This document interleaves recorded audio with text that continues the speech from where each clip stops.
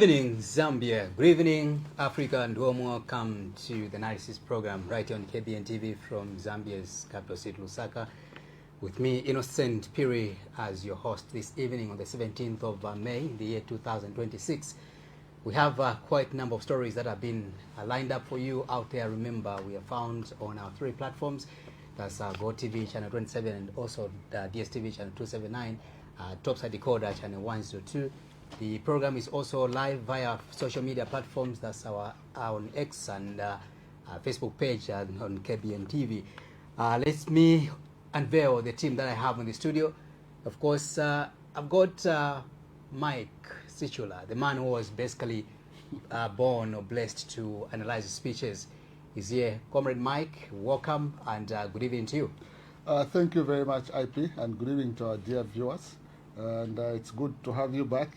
I got a lot of calls and inboxes. People, where is IP? And it being a defection period, I'm sure people are thinking IP has defected somewhere. But it's good to have you back. Thank you so much. Thank you so much. PK, welcome and good evening to you.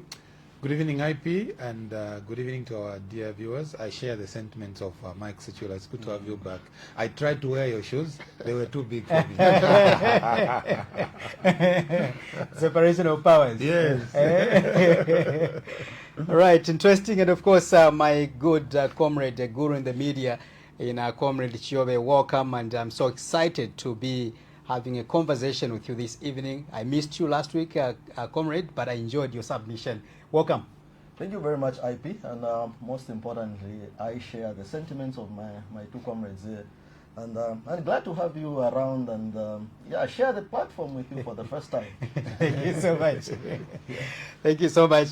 All right, to you, the viewers out there, remember that we are here together to see how best we can sharpen our country's democracy, but through this conversation we're having right on KBN TV, I'm around and I'm alive.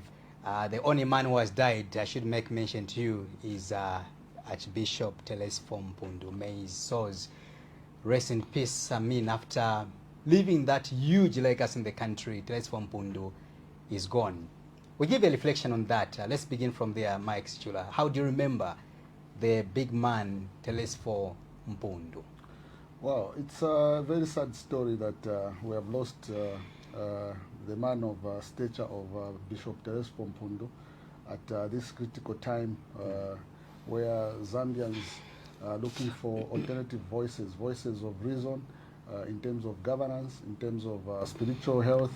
So it's something that I received his passing with a sad state of affairs, because I remember when I was covering him during his time when he was the president of the chairperson or the president of the ZCCB, and we could go to Kaplingira House.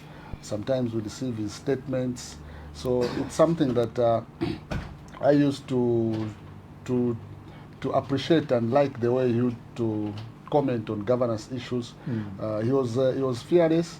I remember one quotation that was it was covered by the then Post newspapers when I think there was some kind of beef between the administration of President Levi Mwanawasa. Then he said that more or less like the president was more or less like threatening him or something, warning him to be quiet. But he was quoted in the Post to having said, I laughed, something like that. He made joke of it, even if it was a serious matter coming from the administration. So he's a man who was brave, and a lot of people that want to follow the pattern of governance, you can learn something from his legacy, because he would not shy away from speaking for the voiceless. Correct. Let's just have a quick snippet of some of the speeches, or rather the advocacy or activism of the late Archbishop Telesphore Mpundu. Then later on, we invite PK and also Comrade Chiobe to just dive into that. Let's have this video of Telesphore Mpundu. Go there on the mercy of HH. He does not listen to people. one of the leaders in the UPND came and challenged me. And he said, you are writing, you are speaking, and whatever, whatever. Why don't you call him? Yes. Call him, and you can tell him what you want to tell him, instead of the papers there and so on and so forth. I said, to begin with, your man does not listen to anybody. I would be very, very surprised if he listens to you. He is a one-man dictator. Some of the dictators at least are in a group, but he listens to nobody. When we went to State House, after so many times of trying and trying and trying, we arrived there, and then we were treated to a lecture. It was a lecture. Coming out, someone asked me, how did the meeting go? Very nice. So you are Very invited to a meeting you've been pushing because you've seen so many wrong things. And you've had an opportunity now to see the president and then deliver your views and probably hold a dialogue. Instead, it became a lecture. It was a lecture. He had all kinds of people that he sent to monitor what was going to be said. And then when we went there, everything was being said and the answers were being given without our participation. That is it. That man does not listen. Recently again, another young man came. But you see, why don't you call him? I'm not going to call him to lecture me. Yeah. No, not at all. I want someone who is open to the Republic of Zambia and people who would like to participate in the ruling of this. May his souls rest in peace once again. PK, your quick reflection on the big man. Well, a big tree has fallen, a voice of reason, a major beacon of hope and light for our nation. Clearly, you can see there's a transition in generations. Yeah. You know, that generation of bishops, that generation of leaders is fast fading away. Yeah. There is a huge need for some other people to begin to emerge and arise, but I'm not too sure if they would fit the stature of the late Archbishop Telesfo Mpundu, a man of conscience, forthright man. When UPND was in opposition, he campaigned with them. He campaigned against the Patriotic Front. Correct. Vigorously so. And when UPND won, you will recall, he went to State House and conducted mass and prayed for the head of state, President Hakainde Hichilema, at State House.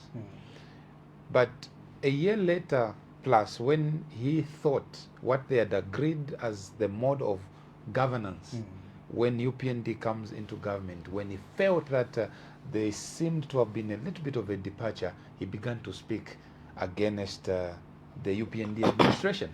So you see, morality, objectivity has nothing to do with loyalty. You have to have the interest of the nation at heart. And that's what this, son of the soil, respected man of God, that's what he demonstrated. That even if I campaigned with you, when you begin to veer off what you had promised that this is what you deliver to the Zambian people, I'm not with you. And he has died, most definitely, not as a fighter. As a fighter, not campaigning for you with the UPND, but standing with the ordinary Zambian people. Interesting. As you come in, Comrade Jobe, I wanted to look at it from a different angle.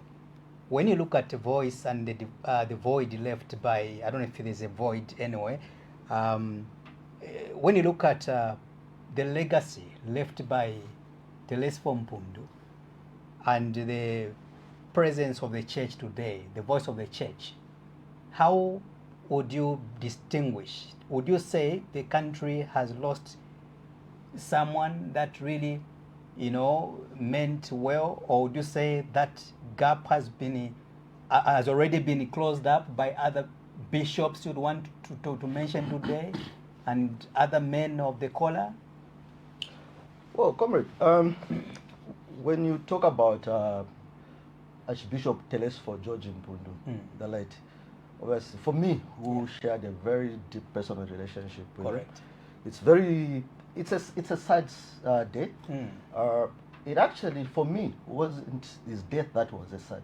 It was the constant fear, because I think as far back as 2024, I had a deep conversation with him, and he made it very clear that his life was coming to an end. Okay, so for the last 2 years, I've lived in a constant fear of when this day will be confirmed. Okay, but look, your life speaks for itself. Okay, PK has made some very interesting observation which I'll adopt, and the fact of the matter is that morality doesn't bend. Okay, you cannot swing with the wind or the direction of the flow if you stand for the moral uprightness, and that is the life of Telesford was about. Okay, I remember when in my last conversations with him, I asked him, look, you fought, I used the word bluntly on him, you fought Mwanawasa, you fought Chiluba, you fought Arabi, even your own Michael Sata, you fought him, you fought Edgar Lungu, what is it that you are trying to, what type of a man are you that you can fight everyone and sees everything wrong with it? His answer was very simple. He says, look,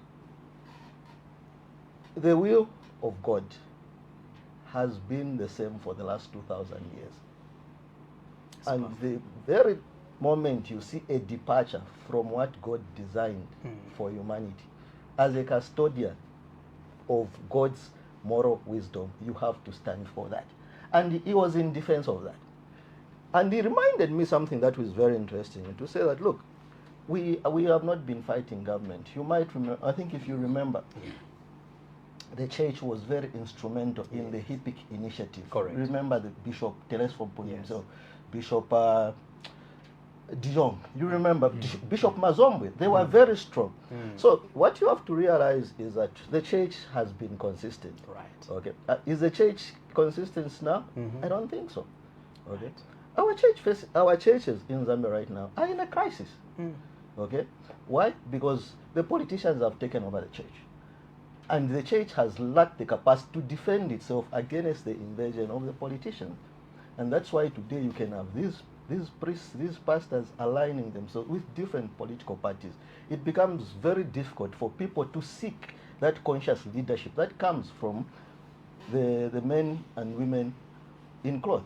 So we've got a void, as a matter of fact, and if an institution like the church is unable to defend its people, then it becomes imperative that the people defend themselves. So when we reflect on the life of, he used to call himself the boy from Kapatu. He came from Kapatu. He used to say, I'm just a boy from Kapatu. Okay. So when you reflect on his life, I think what is important is that there comes a time when you have to count the cost. As you count the cost, we remember that he lived a life for the principle and the belief that he lived for. So for me, that is my reflection on it. It's a very difficult subject for me. Wow. We are heading towards the elections, gentlemen. And now, the death of Archbishop Telesford Mpundu, I know that there is also the current Lusaka Archbishop, in Dr. Alik Banda, who will probably be more like the overseer and the man who's going to preside over maybe this funeral or this procession and stuff like that. So seemingly, Bishop Banda, seemingly, I'm using the word carefully, seemingly, is not in good terms with the government of the day. Seemingly, again, please understand that word. Now, how interesting is it going to be to see Alik Banda and maybe the government officials, or maybe it could be HH himself, sitting closer to Bishop Alik Banda? How is that going to look like? do we expect that maybe is going to be done in a very peaceful manner? Or maybe that would be another way or platform of reconciling between the government of Zambia and Bishop Alik Banda, if at all there are some differences based on what is being alleged. Comrade Mike, less than a minute. Yeah, I think in the African context, traditionally, during the time of funeral, people, whether you are you oppose each other, it's a time to come together to provide and offer respective send-off to the deceased. So I expect the Zambian government, whoever will be represented there, if it will be President Hakainde Hichilema, I don't expect that the two are going to be on different paths. They'll probably sit on the same bench, right, and also speak. Pretend. I don't know. I don't know. Okay. But it is something that they're going to do traditionally, and also from the Christian point of view. A time of bereavement is a time of to show unity, whether you have got different views against each other. Right. It's a time that you bury those views and just pretend that you are in good books, and also offer the best wishes to the family and the church of the Catholic Church. But it is also a good opportunity to resolve some of the issues that you may have. Because I believe if the president is going to go there, he will probably go with the Secretary General of the UPND and other senior government officials. And also when Bishop Alik Banda will be there, he will not be alone there. He will be with the leadership of the ZCCB and other wings within the Catholic Church. So it could be an opportunity afterwards to resolve some of the issues that are there. Because one of the issues that is there is which the Catholic Church has complained, is the issue where the Archbishop of Lusaka was called a Lucifer by the Secretary General, and there was a pronouncement by former information minister that the church, the government was going to meet the Catholic Church to resolve that issue. But we have not been told whether they have resolved it privately, if or not. But if it has not been resolved, I believe with the 5 years of the UPND coming to an end in August, it could be an opportunity to close that chapter, at least by forgiving each other, by resolving that issue. Because if it remains unresolved, it will be like it will be against the scripture, because the scripture tells us to say, if you have offended your brother, you should not go to sleep knowing that you have offended your brother. You need to go to your brother and apologize. So it offers, this funeral offers that opportunity. Right. Let's get into, of course, we'll give a reflection about the performance of our National Assembly, which just dissolved last week. As you know, that the elections are up now. I think within this week the campaigns will commence. Now, the National Assembly passed over 70 bills, quite unprecedented in the history of Zambia. But I'll hear from my analyst in the studio whether this was okay or not, and what could have gone wrong. But the major aspect for me, together with you, the viewers out there, let's ensure that we give a reflection. How's been the performance of our National Assembly, our parliamentarians in the last 5 years, the presiding officers, the Nelly Mut and the team? How did they perform? Did they meet your expectations? That's the biggest question I have for you out there. PK, your quick reflection, and also the passage of over 70 bills which were actually voted into. Let me start with the bills before I come to the performance. There has been an uproar, an outcry from across the country by many stakeholders, from the civil society, from the church, even though the voices of the church, as we have heard already, is a bit compromised and questionable. There's been an uproar from opposition political leaders just about why, in God's name, you would want to force over 70 bills on the life of a parliament that is coming to an end in 10 days. Now, you realize that most people, when they look at this, they would say it was very intentional. Because if I ask you today, of the 70 bills, tell me what were the critical issues that were being changed in those bills, because remember There was no time to scrutinize. There was no time each to and every scrutinize. bill. Yeah. scrutinize. Right. So by the time you come to realize what they have passed, it will be It's after gone. the fact.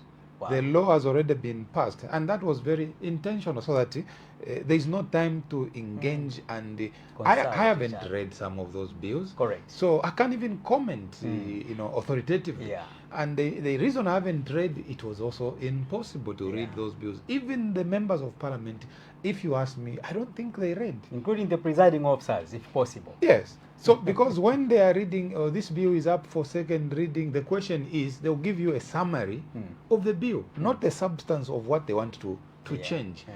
So a few things have been tucked in there which we will discover very late in the day, that there's very little that we can do about it. It was very intentional, because remember Bill 7? Bill 7 was passed on the last day when Parliament was going to adjourn. They forced it second reading, third reading, and it was done.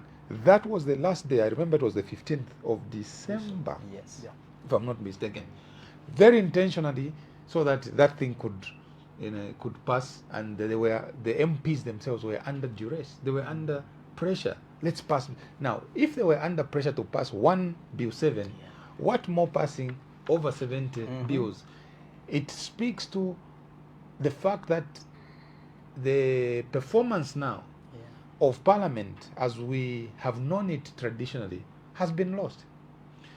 Because this is the National Assembly that has been very partisan in the manner it has been managed. I do not remember any member of the ruling party, an MP, who was ever sent out of Parliament in the last 5 years. None. But tell me, how many opposition MPs were sent out, suspended, and so on and so forth? Countless. Okay? This is the Parliament where people conveniently crossed the floor knowing that I've got the blessings of the first speaker, second speaker, substantive speaker, and everyone else who cares or who doesn't care about democracy. This is the only Parliament that never spoke for the people. They spoke for their pockets. They made laws that suit the executive. Because look, who moves the motions to change laws? It's the executive. Yeah.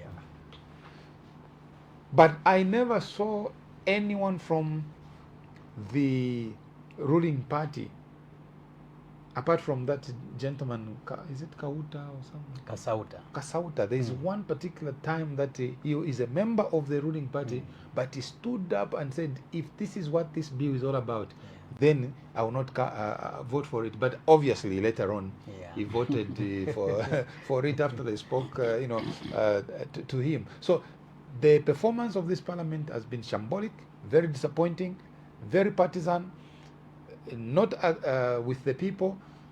For the first time, you have a speaker, and many people have said she is the first female speaker. We were supposed to be writing history to say such a brilliant performance. Unfortunately, we'll be writing very bad history about her performance. Partisan, she never even cared about the decorum. She would dance on the floor of the House after passing Bill 7 and so on and so forth. So, in my view... Has she left a bad dent on the women folk? She has left... Being the first female speaker of Zambia? She has left a very bad taste a bitter taste in the mouth of everyone, and a huge disappointment and bad representative of the women folk. Wow.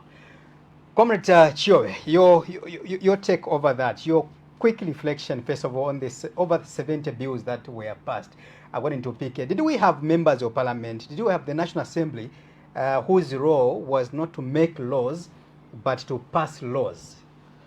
Look, I'll pick it up from where PK left it. I think for me, to start discussing the performance of Parliament, we have to start with the Speaker herself. Okay? Yes. In history, we will write Nelly Muti as the first female Speaker of the National Assembly of Zambia. But we will also repeat that she's the worst Speaker in the history of the National Assembly of Zambia.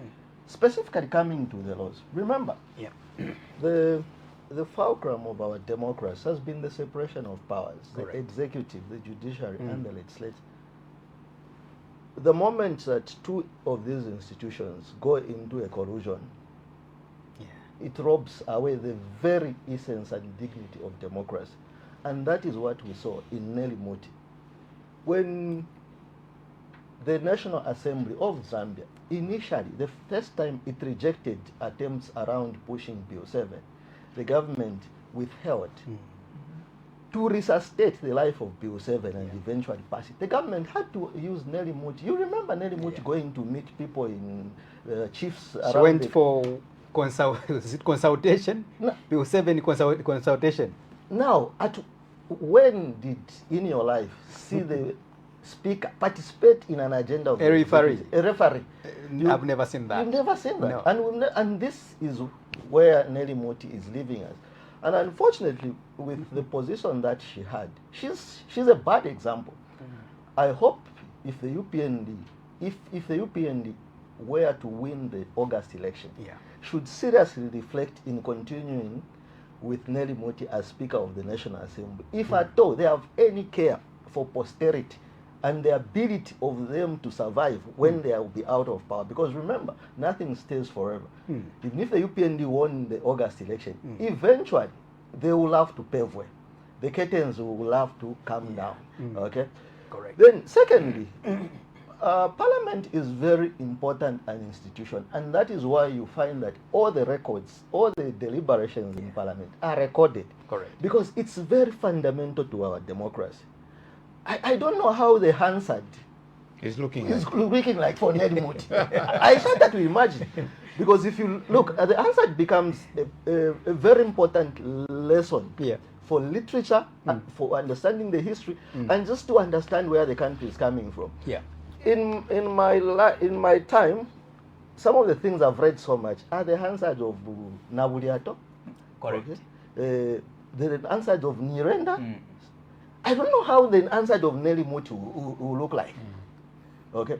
Then also you realize that the legislative authority of Parliament is well documented. Right. There is a procedure how laws are made. Okay. We understand that our members of Parliament are not experts at some of the laws they make, and that is why they've got that committee where there's someone expert to come and deliberate to say, okay, this law, if you are trying to push it in this direction, they will guide. So that eventually when a law is formulated, it is reflective of the desires of society. So if you are going to make 70 laws in 10 days, for me that is fraud. It's fraud. Okay? And that is why you look at the UPND has been very transactional in this formulation of laws. Today they will make a law against public will. I'll give an example of Bill 7, okay? Everyone said, this thing is poisonous, don't go with it. They pushed it arrogantly and used some underhand methods to get the law enacted against very positive and good behavior. 3 months later, they came back through the Attorney General, and what they told us, they want to change this constitution again. So why did you push it against public will, and then 3 months later you want to change it? What? You know, because what you see with the UPND right now are men and women who want to commit illegalities, but to commit those illegalities, they have to legislate them as law. Right. So this is where we are right now. The fact that they made those 77 laws, which even themselves don't understand here. Okay. So they are trying to insulate themselves from scrutiny by the very people that they pretend to lead. Wow. So for me, when I look at where we are with these 70 laws, it's essentially a form of legislating fraud by the people who are governing in order to suppress those that they are governing. Wow. I'll put all of you gentlemen on the spot as we conclude on this topic. Peradventure, or if, for example, by lucky, if the UPND were to come back or to bounce back into power, would you want Nelly Muti to be reappointed or re-voted as Speaker of National Assembly? Mike Sichula, yes or no? Without explaining. then we move on. No, it will be difficult for me to answer that one. Oh, okay. Because, let me, sorry to run away from your... Yeah. your If you ask me, I'll guidance. give you a yes or no, and then I'll move on. Well, okay, I wanted to say it differently. Okay. Because it depends on the... If Madam Nelly Muti has achieved what the UPND wanted, then it will be a yes. No. Remove the UPND. I'm talking about from the citizenry. From my point of Has view... she managed to save... she met the expectations of the many Zambians? Would you love, as a citizen, as a patriotic Zambian, to have Nelly Muti back as the Speaker of our National Assembly? No. Thank you. PK? If I was speaking as a citizen, Yes. I wanted to speak as a citizen. I would say no. Okay. Allow me to finish this Okay, thought. finish. However, my thoughts are that she is part of a long-term strategy. Wow. The Attorney General has made a pronouncement that we will overhaul the Constitution. Where does the Constitution overhaul happens? Is in Parliament. Who is a user-friendly speaker? It is Nelly Muti. So, if you are speaking as UPND, Nelly Muti is the best candidate. If I speak as a citizen, she's a bad speaker and she shouldn't be allowed to come back. Wow. Comrades? Well, when I look at Madam Nelly Muti, I think at this point of our lives, she's a perfect example, or she's the best illustration of how somebody should never conduct themselves as Speaker of the National Assembly. So she's very useful to teach the children, to teach society that we should never have a speaker who behaves like Like this. I rest my case. You're a politician. but what is your answer? Well, Nelly Muti is a disaster.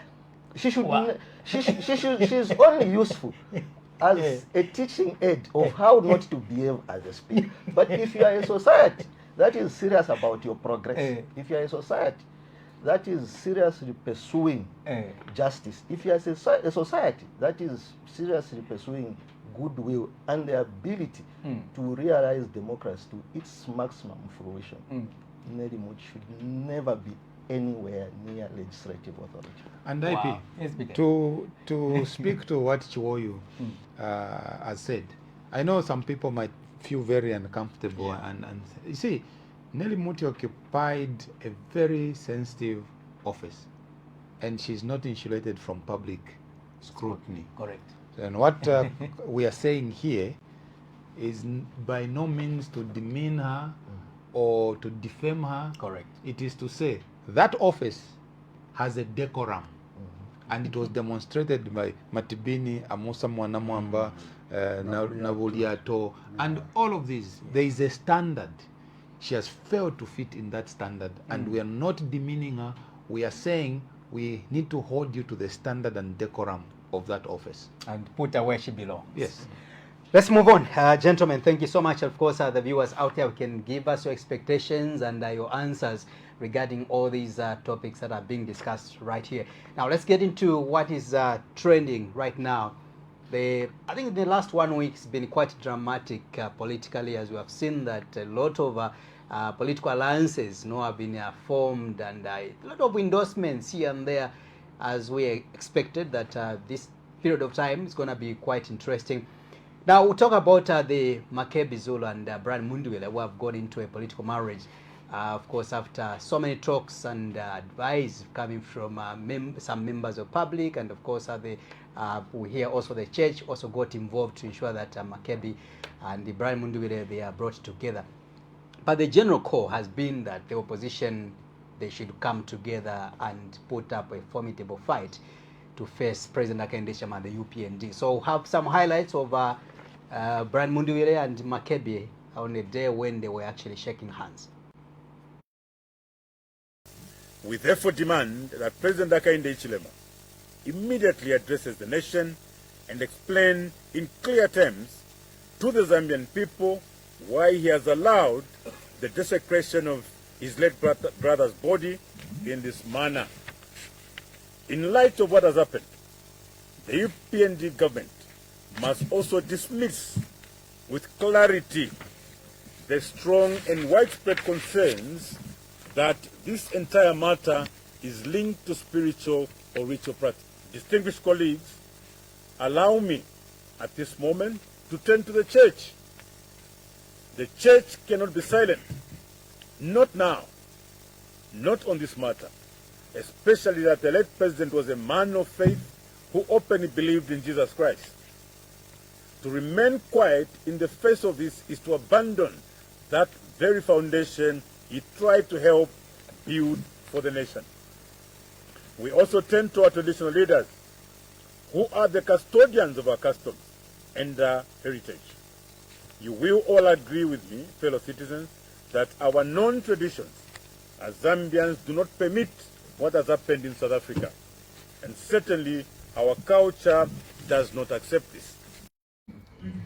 The conversations that we've had with the clergy, with the chiefs, with everybody that we've talked to, has been that we only have one Zambia, and there can only be one person at a time.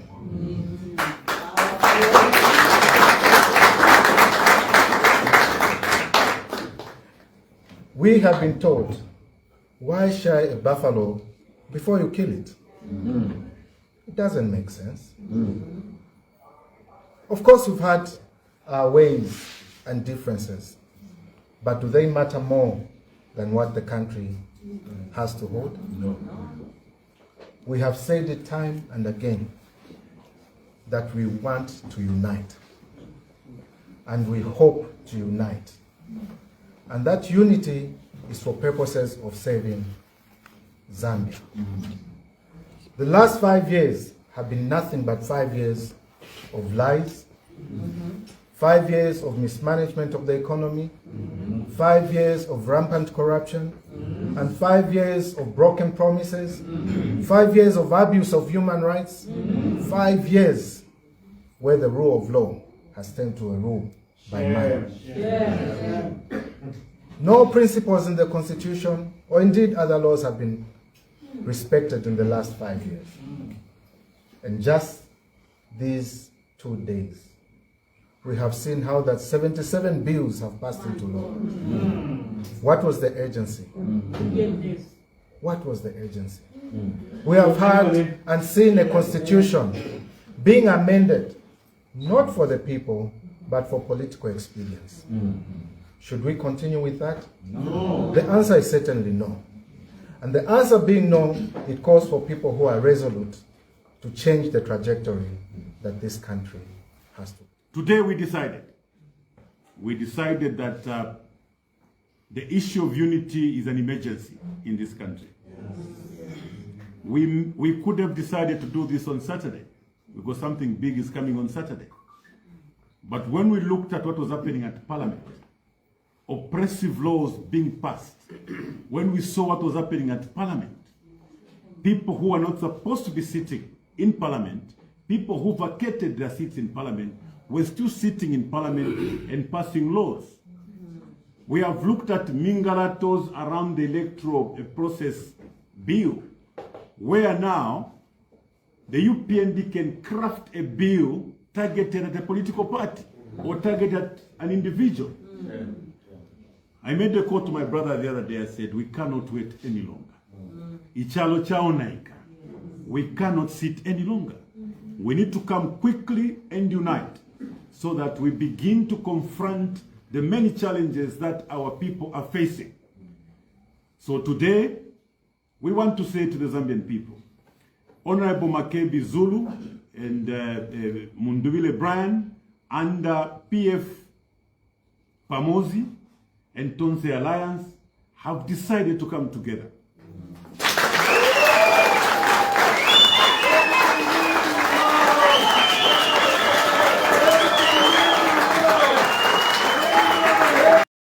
Thank you so much. So just some of the highlights that, of course, we thought of showing you.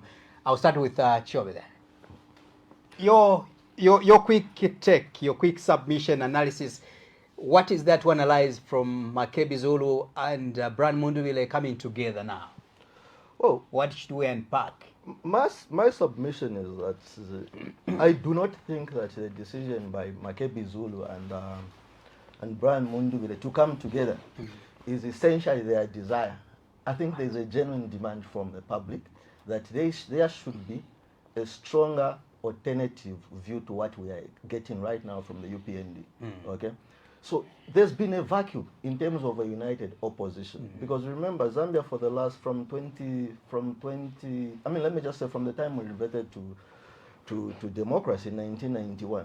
The country's democracy has been maturing, and it has matured to in the last 10 years to a point where we've always had an alternative government. Okay, I mean an alternative leadership to what we are getting right now. You realize that there's been a very sustained attack on the opposition the last 4.5 years. Okay, there's been a serious attempt by the ruling party to use all institutional governance to destabilize the opposition. To a very large extent, they have succeeded. Okay, They have succeeded. they have succeeded, and that is why the opposition is in disarray.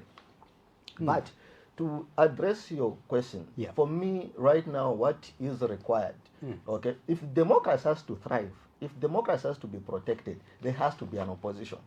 You might not be a supporter of the opposition. You might be a supporter of UPND, but for UPND to sustain in this democratic ecosystem, They need a stronger competitor. they need a stronger competitor. Right. So when I look at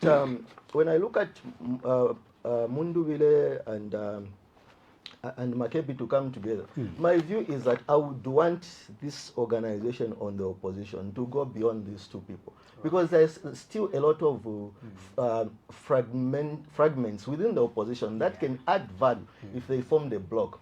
You've got Harry Kalaba. Okay, I don't think Harry Kalaba need to sit on the fringes. Okay, you've got I mean, I have a lot of problems with Mao Samba, but let's face it, he occupies some space in the opposition. Political space, correct.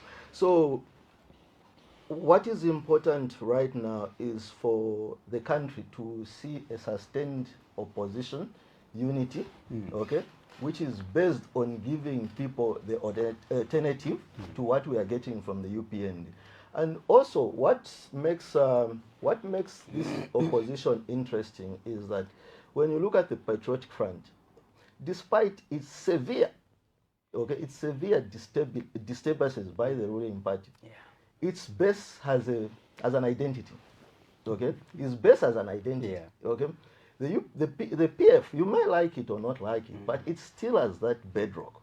Okay, and this gives an opportunity for these other guys to ride on it in order to form an alternative to the UPND. I know they might not like to hear somebody talking about the PF, and my submission on the PF is not like I support the PF, but I just feel that it gives the PF platform provides the best opportunity for the opposition to unite. Right. Interesting. Pike, your take. My take is, first of all, picking up, I think Chiwoyo has said a number of very interesting points there. I won't belabor, but to say that there has been an attempt to completely obliterate, annihilate, silence, get rid of the opposition come 2026. Two particular parties that have been target of that scheme is the PF. For one simple reason, it has been the biggest opposition. Correct. And the hope was that by scattering, they would attempt to scatter the voters. But as Chiwoyu said, the base, the support base of the PF still strongly remain intact, which is a plus to democracy, because what this incidence has demonstrated that the democracy and definition how we have known it has changed. We look at Chiwoyu, Mike Sichula as the opposition leaders, and they are the opposition. But what we have been presented with now, the opposition is not a person or a political figure. The opposition is the people, the mass, to the extent that even if you try to block the PF, even in the last week of voting, whether you block Makebi or you block Brian Mundubile, the people will find where to gather and go and decide on based on how they want to decide. That's point number one. Point number two, the other opposition target has been the FDD. For one simple reason, the FDD has been one of the most recognizable party under late Christon Tembo, under Edith Nawakwi, and they consistently participated nearly in every election. What that does is it has an imprint on the minds of the voters that if there is no PF, my best alternative would be FDD. I doubt that FDD and PF will be on the ballot. I highly doubt. But while this may be the reality, but I do not think that it takes away the threat of whichever way people want to vote, because the opposition has shifted from looking at an individual to this mass momentum. Coming to my last submission, coming to Honorable Brian Mundubile and Honorable Makebi Zulu, it is a good thing that they have decided to come together. But I also wish to take this opportunity to speak broadly to the opposition, that there has to be some level of sincerity even in their coming together. Because if sincerity is missing, there will be another change that will blow and they will no longer be together. Because why was it difficult for Honorable Makebi Zulu to be together with the Honorable Mundubile and Honorable Chifumu Banda? We see only that now Honorable Mundubile has changed from FDD and Chifumu Banda maybe is not in the equation. Then we see a marriage of convenience. I haven't seen, for instance, Kingdom Chifumu Banda present from the time that this switch was pronounced. I haven't seen him present with them. So that already begins to speak to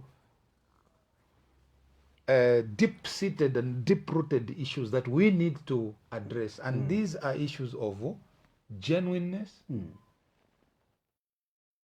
I would like to see that this union we are seeing between Mundubile and Makebi Zulu should continue, but must also extend to where is Chifumu Banda. Let him still be visible among them. The very fact that there's been a switch from FDD to this other new party does not mean I must divorce you or our relationship must be on the rocks.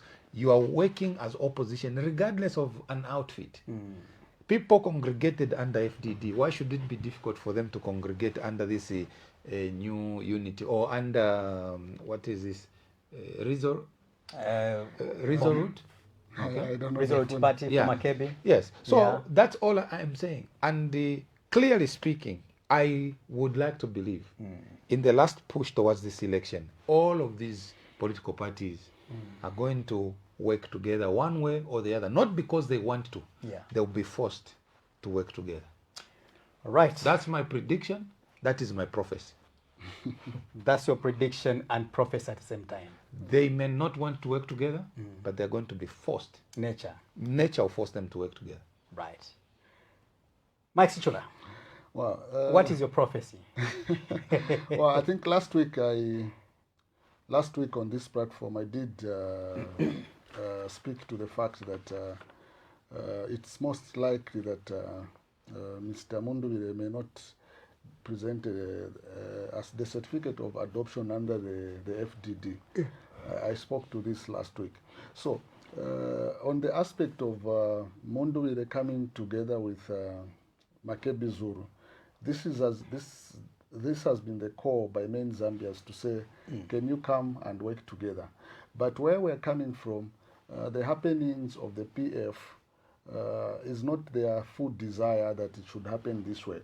And the aspect of these political parties, these politicians sticking around and going to form alliances, it has somewhat upheld the vision or the foundation of the PF.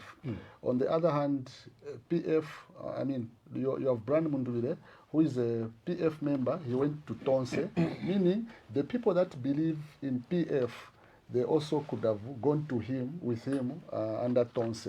Then other people who were with PF, they went with Makebi, with his RP party. Now, them coming back together, it is just the issue of PF people coming together under the one umbrella this time. So they have tried by all means to ensure that the PF does not die. Yes, the PF has been exterminated somewhere, but they have held on to the vision and the supporters so that they can still believe in them by forming other splinter groups to say we are still representing the PF, because they know that the grassroots is there in terms of the structures of the PF. It's there. So it's intact. It's what matters is whether someone is going to be selected amongst them to say, okay, all you, our supporters across Zambia, let's rally behind this person. This is how I look at it in terms of how they have been in terms of people saying we want you to be united. The issue is why they could not come.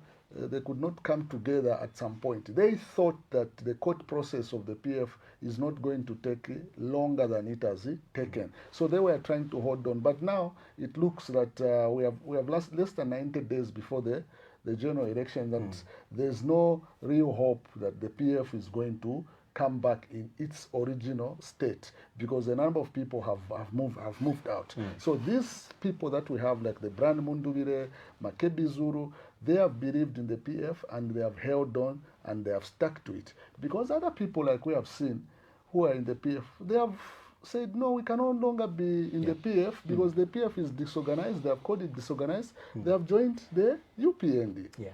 Then secondly, when I don't expect Brand Mundubile to be with Hari Kalaba because of politics of the region. When you look at Mr. Kalaba, who is the opposition leader for the Citizens First, he comes from the northern block or Apura province. The same with Brand Mundubile. So in terms of these two coming together, if you are going to say who is going to be the president and the running mate, you are going to have two people coming from one region, and this is not what not what Zambians want. Zambians want to have a pattern like what we have in the UPND, where we have the president from Southern Province, the vice president from the Northern Wapura block. You have that kind of a system. The same system in terms of region cannot even happen in the UPND. You cannot have the president who is Southern, then you also have the running mate from Southern. So this is why I'm saying Mundubile may not work with Brani Hadikaraba.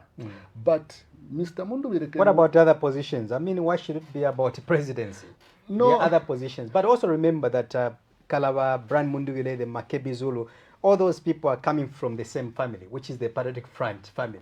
So let's not forget that. Let's establish the roots. Yes, the roots, like I've said in my area statement, to say the roots, in order for them to maintain the existence of the PF, they have split to form these smaller parties. You have the Citizens First, because the leader there is a former PF member that I've established. But I think you would be unfair to lump him as when this PF has been disintegrating, Kalaba was not part of it. Oh, yeah, he was not. He left when PF was in power, so it would be very unfair to lump him in that basket. All right, thank you for that. Thank you for that intervention. But I thank you for that intervention. So when you look at Brand Mundubile and Makebi Zulu, this partnership can work because Brand Mundubile is coming from the northern Wapura block. Then Mr. Makebi Zulu is coming from the eastern block. So that partnership can work. If someone is the presidential running mate, then you are going to have two regions, running mate and president not coming from the same region. But again, of these people that I've spoken about, Hari Kalaba, Makebi Zulu, Brand Mundubile, the most experienced in terms of presidential contending for presidential elections is Hari Kalaba. He's the most experienced because he has been on the ballot and he came third in the latest election. So he is the most experienced in this point. But again, can they come together? That is the point. Right. So if they cannot come together because of the regional issues that I've spoken about, you are saying that they can come together maybe to be a member of parliament. Look, Brian Mundubile has been a member of parliament before. The same with Hari Kalaba. The same with Makebi Zulu. Yeah. So they have all these presidential ambitions to elevate to a higher position, which is that of the president. That's how I look at this whole issue. Right. For me, maybe not to take away the heat. Hold on, Chobe, I'm coming back to you. Let's hear from quickly. I still think outside of all this regional talk, people can come together if it is national interest at heart. And I've got examples here. Haive Mdudu was a presidential contender in 2021. Yes. Yeah. And after he lost, he said, I am going to work with the UPND. He put down his political ambitions. He's not even a member of parliament. No, he's not. But he's working with He's got one member. He has the one member of parliament. Yes. Correct. You have Garin Kombo. Garin Kombo was chucked out of the ministerial position. He never defected. He has still remained a loyal member of The UPND. The one thing that PF, and it's not even a northern thing, it's the PF. One thing that they need to realize that Zambia is bigger than the party. And not all of them can become presidents at the same time. It is possible for Brian Mundubile to lay down his ambitions. It is possible for Makebi Zulu to lay down his ambitions. It is possible for any one of them to lay down their ambitions and say, for the sake of the nation, we will rally behind Mike Sichula. It is possible. Yeah, correct. Very true. Yeah. And my addition again, it becomes incumbent upon the leadership of the opposition to be able to explain these political optics that evolve around gender, race, region, tribe, and look. One of the offshoots of democracy, we have seen this, is that it brings people of certain aspiration in certain groupings. And in most cases, these people share a certain characteristic. They may be of the same tribe. They may be from the same region. Okay? They gravitate towards such groupings and identity in their pursuit for power.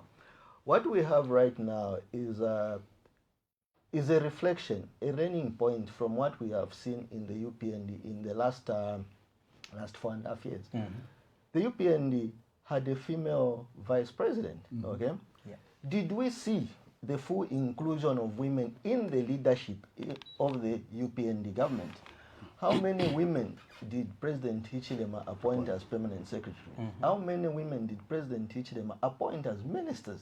Okay, how many women under HH took prominent roles in government machinery and the system? So it becomes the first point of reflection. Second, it's the issue of the so-called regional and tribal balancing. It's not up to me to judge. Okay, the president was from the northern. I mean, was from the southern province. The vice president was from the north. Okay. It's not up to me to say this is the role that people from the north or how much they played in the last 4 years of president. I think the record is there to show. Correct. Okay. So this thing of trying to package political optics to see that since the president is from Luapula, he cannot have the vice president from northern, or since the president is from Luapula, you cannot. I think at the end of the day, it's how much you are willing to bring the whole country together. That is my strongest opinion. I agree with you. That's how much you're willing to bring people. You don't bring people together by appointing one figurehead from no. It's how you practice. Okay. You can have the vice president and president from Eastern Province, but are you willing to unite the country? Exactly. You know, I agree with you. So that is for me my submission. It's not so much about, and look, let's face it, it might not be possible. I don't think that the guys in the opposition have got a luxury of time to go and start looking for someone in order to market them as coming from a different region. I don't think they have that luxury. And also the security. Because you're going to get someone who you don't trust, you are remaining with 80 days before the election, and that person decides to resign 10 days before. You have a crisis. Right now, what you need, if you're going to form a formidable opposition, is sincerity and the capacity to identify and choose men and women who can. This is a very interesting topic, gentlemen, because for me, the issue of hold on your thought, I'm coming back to you. Running mate and president, it is all about voter pattern. It's voter pattern. President Hakainde Hichilema attempted to be president 5 times. Of course, he had Canisius, he had GBM, but I'm not sure if GBM was on the ballot. GBM we never was. No, he made it in 2016. Yes, Remember, Cho? Yeah. 2016. Okay. So after the constitution change. Yes. The idea was how can the president Hichilema penetrate either eastern or because he was only being voted southern part until the PF misbehaved and people just decided that we're going to vote for the UPND. Correct. And they penetrated. However, given the historic voter pattern of the southern, it is a political suicide for anyone contending to be president now to say, for regional balancing perspective and voters, I'm going to get my running mate from Southern Province. From Southern Province. Why do you think so? Will get your running mate from Southern Province, but you'll never get a dime in terms of a vote. Wow. They are very resolved in how they have been voting. And the records at TCZ, let's go to the website. Yeah. 2015, 2011, 2016. I think you can stretch it to 2006. Yes, 2006, yes. Yeah. Under the Mazoka time. Yes, the records are there. It's a very solid block in terms of how they vote. Wow. So IP, even if you become president today and you want to get your running mate from the south, it is good just to it's a feel good vibe, but don't expect to upset the voting pattern. Right. It is what it is. But I pray that with what we saw in 2021, our colleagues in the south should also begin to say, actually, it is possible for us to vote for someone else who doesn't come from here. Because look at the support that President Hichilema received from all the other regions. In fact, President Hichilema is a figure that has been accepted countrywide in terms of vote distribution of 2021. So, as a nation, we need to rise above these divisions and permutations. If we have 2 leaders from Southern Province, both vice president and president, and they are able to unite the nation, so be it. If you have leaders from Northwestern Province, president and vice president, they can unite the nation, so be it. It is a challenge to us as a new crop of leaders. I don't discount that Mike Stula will not be a leader one day. He will be. Yeah, he will. Chiwoyu, I don't think that he will not contest political power. He will. So, and to all of the viewers out there, we are one Zambia, one nation. This thing of voting based on where you come from should come to an end. Let's emulate what 2021 gave us. President Hakainde Hichilema was voted for across the country and never based on where he comes from. That is the Zambia I'm looking for. That is the result of 2026 I am looking for. I'm looking for a vote that is well distributed regardless of where someone comes from. You know, when Pike was speaking, I will share with you and Mike Sichula, when Pike was talking about Haib Hamudut and how he just gave up his presidential ambitions and rallied behind President Hakainde Hichilema. And then he says it is possible, Pike says it is possible for any of these presidential candidates to say, I'm not capable now, I'll rally behind this one particular presidential candidate. You know, something which triggered my mind is about regional politics as well. In my little sense, I'm saying, for me, I respect the people of Southern Province. When it comes to ambition management, they are good at realizing, I don't know if I should call it loyalty, or I don't know if I don't know how I can call it, but they are quite able to manage their ambitions. Unlike the people like the Piris from Eastern Province. Even when I know that I'm not capable, I'll go and form a political party. And pay 100,000 kwacha. And pay 100,000 nomination fee. When you can't raise 100. You understand? When you ask my, I'll put you on the spot. The Bemba guys, they'll all go and form a political party. From one, province. They all want to become presidents. What is the problem? When you look at the political parties existing today, count them. The majority of them are coming from either Eastern Province or Northern Province or the Bembaland, as it were. It's very historic, Why? but this program cannot exhaust it. Yeah. You need a political scientist Yes. to explain. This is rooted in how we were configured by the colonial masters. grouping. Okay, I don't want to go into there, but we need to break out of that. Yeah. But it has to do with how we were configured by the colonial masters, and this program cannot adequately. We don't have enough time. We don't have time to go into that. But it is our ambition. What kind of a Zambia Yes. do we want? Yes. Not based on what colonial template we were left with. Yes. No. We need to break Why away. hasn't that affected the Southerners or the Northwesterners?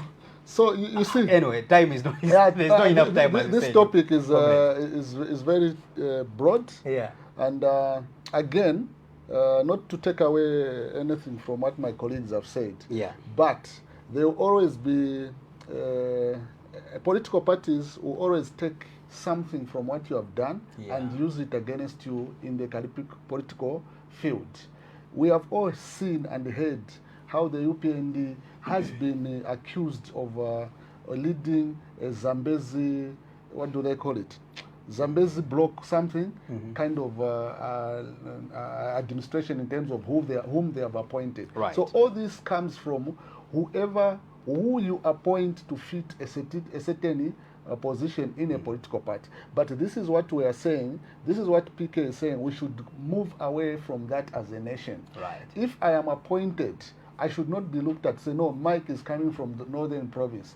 They should look at me to say, he is a Zambian, first of all. And Not because you're my tribesmate. No.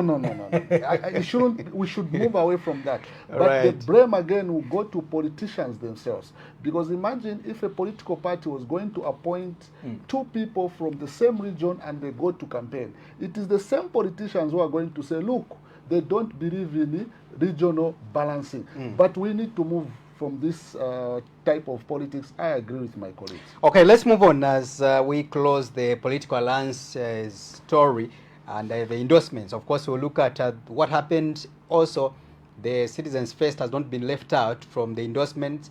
Remember that the CF has formed the CF Orange Alliance, which has attracted quite a number of people. And last week, again, we did see the former Minister of Sports, Moses Mawere, who is also running a political party, Exodus for Peace and Prosperity, joining that CF Orange Alliance. But also Grateford Monday as well, joining from the PF, joining the CF Orange Alliance, and have endorsed President Harry Kalaba. Let's have some highlights. Harry Kalaba is a tested leader. Yes. For you to be a foreign affairs minister for all those years, it means that you understand, first of all, the governance of your country. Yes. You understand the governance of other countries. You are able to bring the strength from other countries and what you have as a country and come up with a position of governing that prospers that country. If you ask me as a cabinet minister, if you ask me the governance of other countries, I may have limitations. But Kalaba, he will explain and he understands because he walked that road before.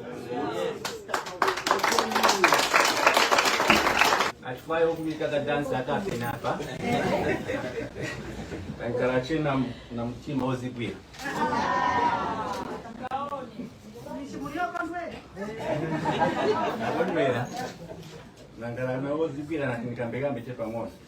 So my name is David Malomo. I'm the president of the Passionate Allegiance to Serve and Save Past Political Party.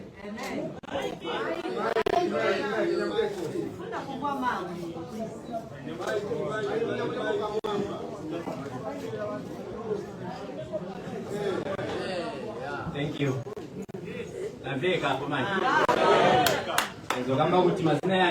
David Malomo, president of the Passionate Allegiance to Serve and Save Past Political Party.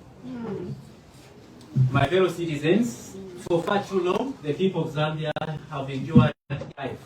They have promises of making every citizen his life. The other descriptions I'm sure you've heard, I was one of the candidates running under the PF from 2022. Those that paid 200,000.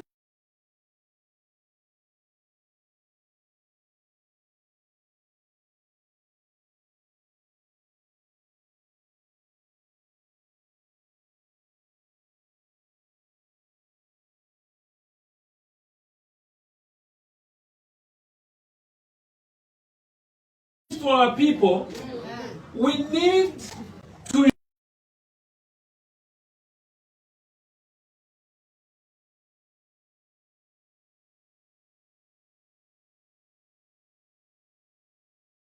unite. If we don't unite, we've already said we must forget. So I look forward myself, as Grayford Monde, if you ask me, I look forward to alliances. These alliances that are there, to further unite and create a one alliance before the 13th of August.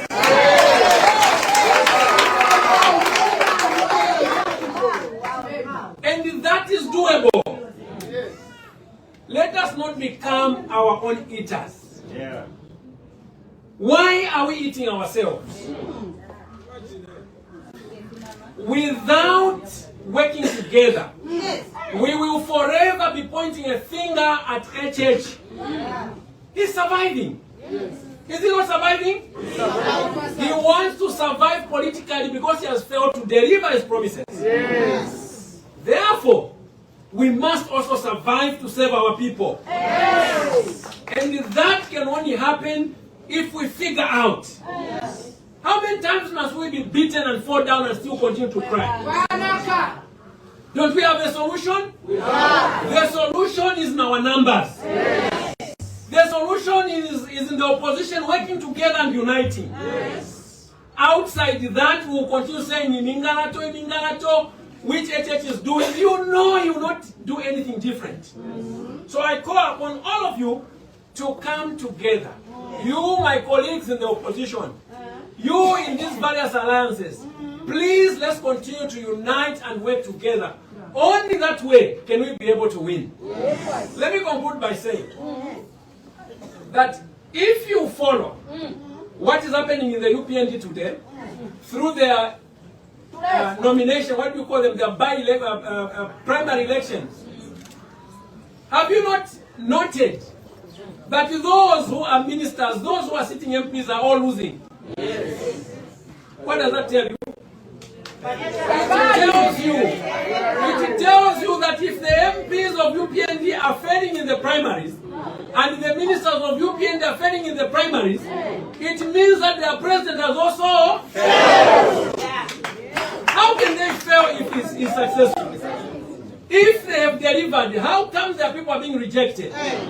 So it's an open goal. There is no goalkeeper muchipanda. Tamuri goalkeeper.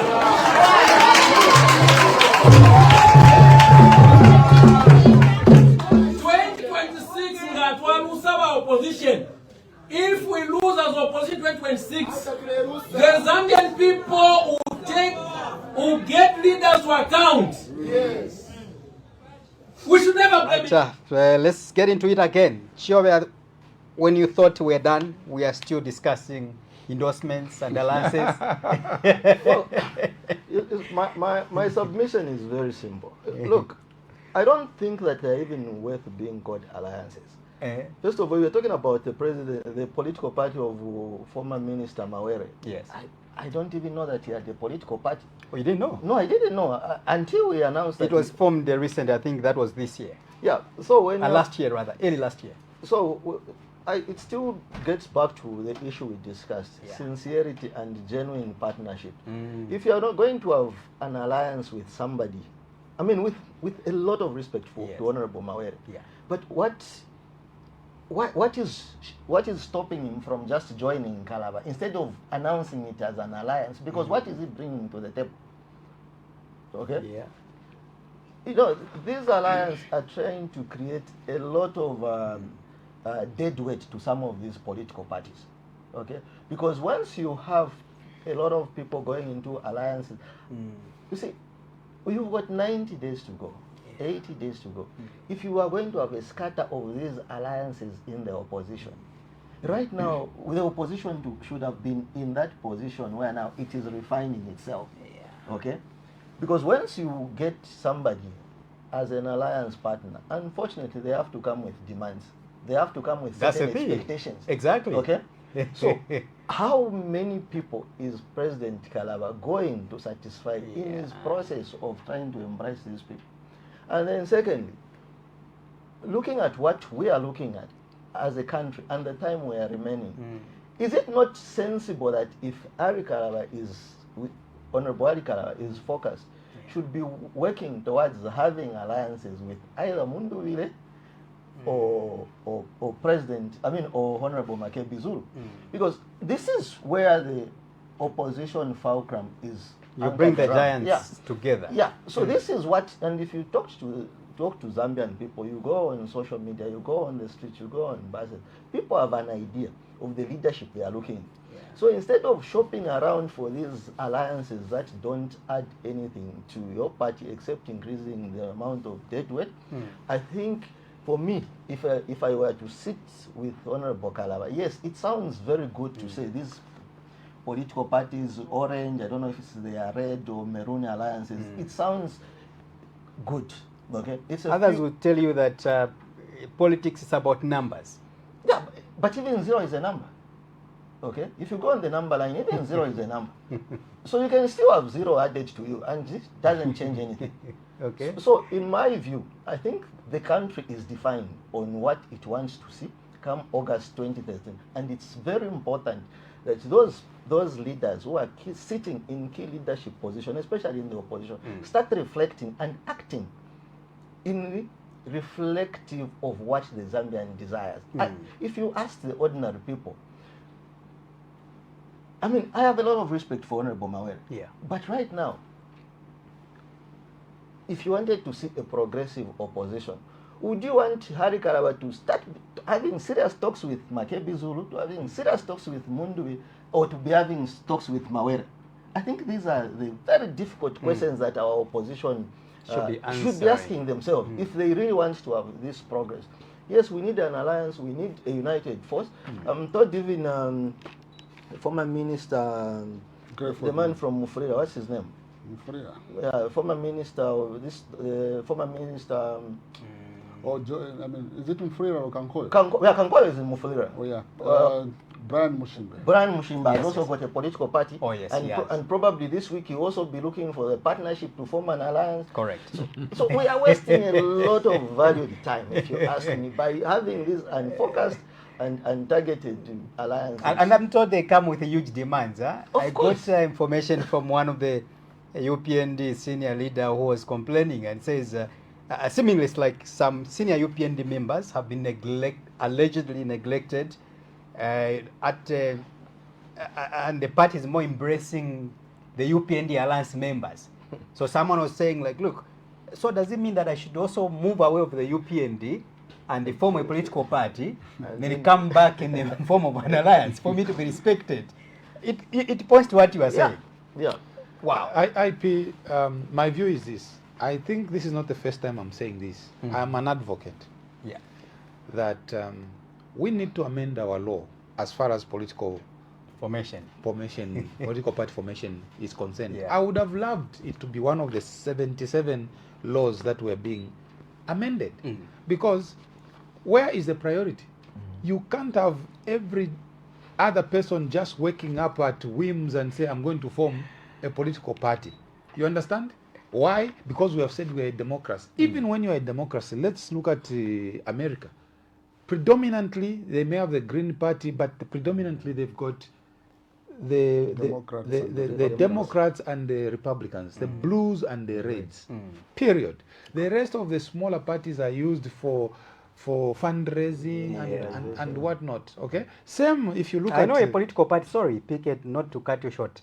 I know a political party in this country. I will not mention the names, which is being run by the wife and the husband. That's what I'm saying. So we need to change our laws, and our priorities in this country are just wrong.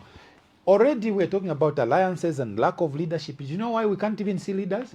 It's because they are scattered all over. There are too many. How can you have 29 presidential candidates in a small country like Zambia, and every one of them is looking for over $15 million to run for president? Because to run for president, you don't need any less than $10 million.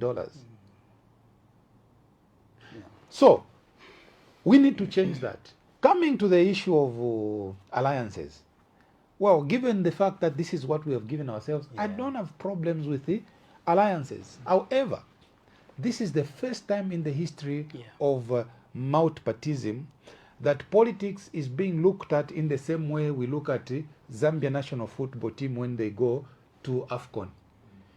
If Zimbabwe loses, if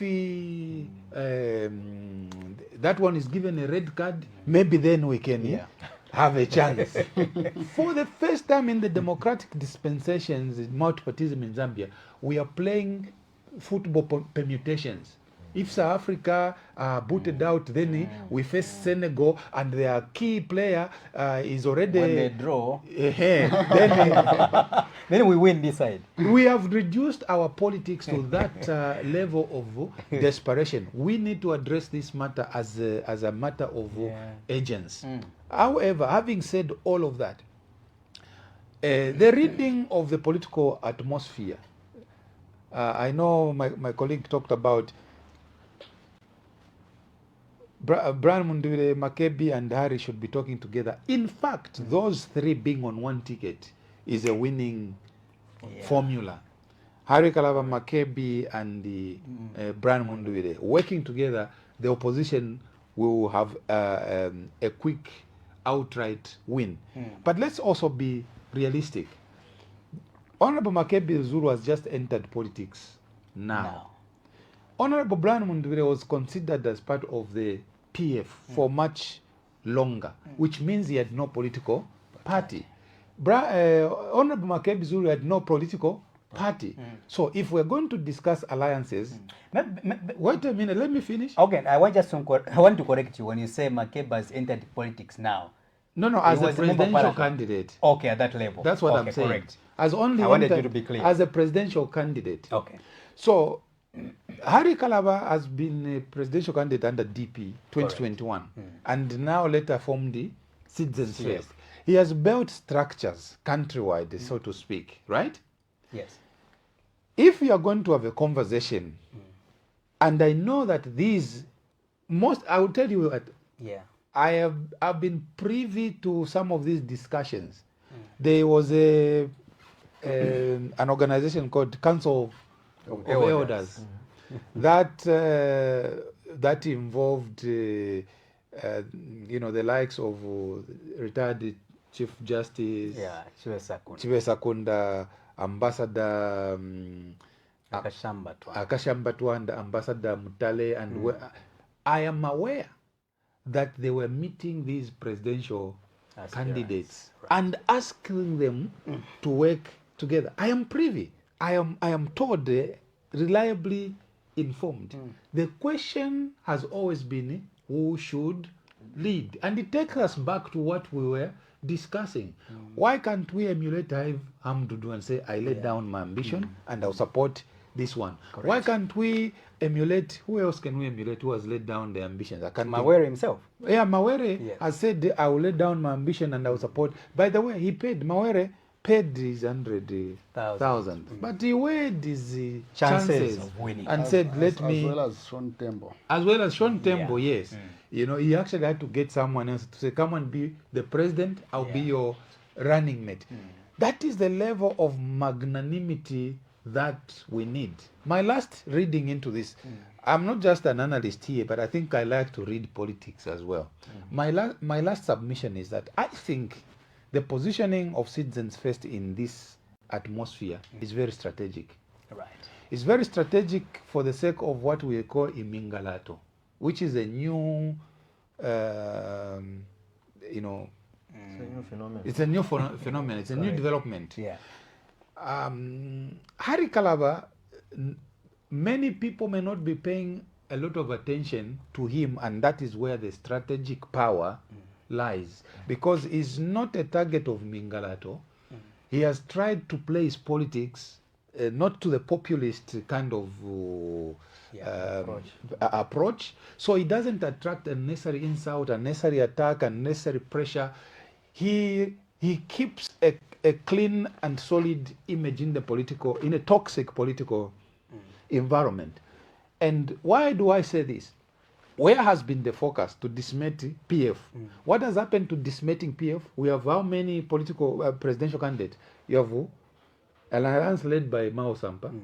You have a political party led by Mundubile. You have a political party led by Makebi Zulu. You have a political party, paper claim by Chavinga.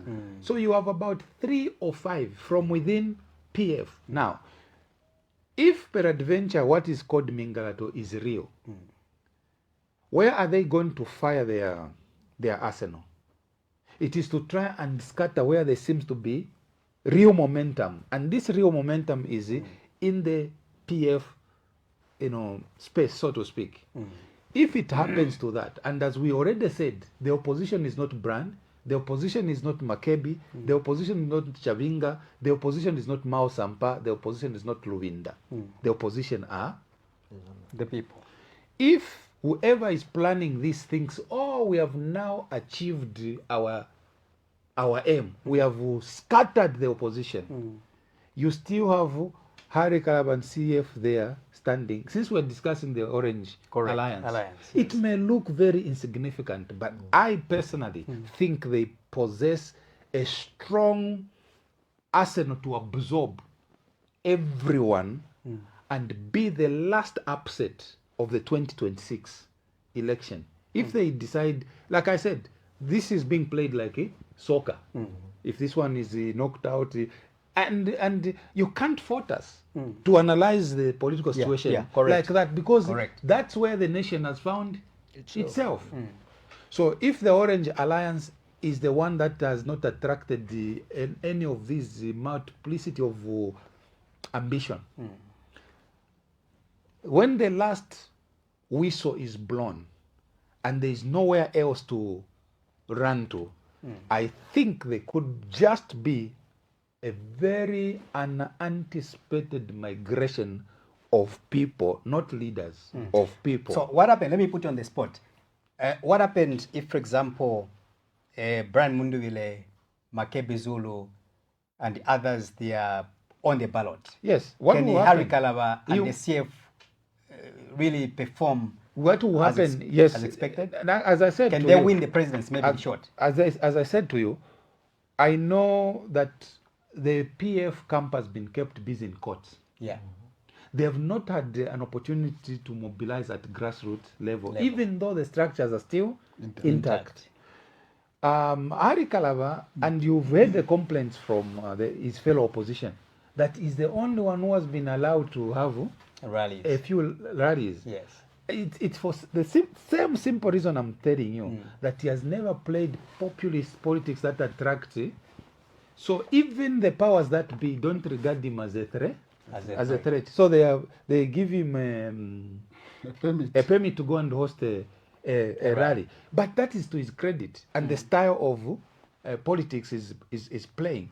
It means even if Brian Mundubile and Makebi are on the ballot and Harry Kalaba is on the ballot, what that will mean is there will be no 50+1 outright winner. Right. And the reason why I said earlier that these will be forced to work together is when we go into 13th August and all these key players are on the ballot, we will not have a 50+1, there will be a rerun. Harry Kalaba, Makebi and Mundubile, whoever will produce the most numbers will be the natural lead. The rest have to So let's rally pick a 3 on the spot, since we're analyzing this issue.